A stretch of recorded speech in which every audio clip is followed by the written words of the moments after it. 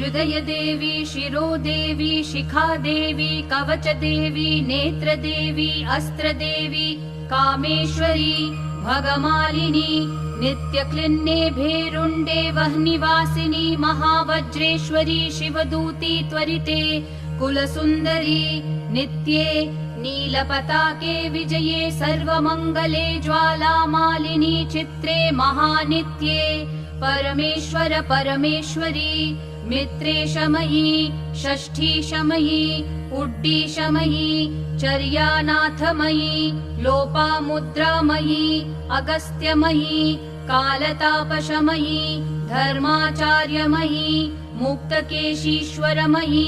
दीपकलानाथमयी,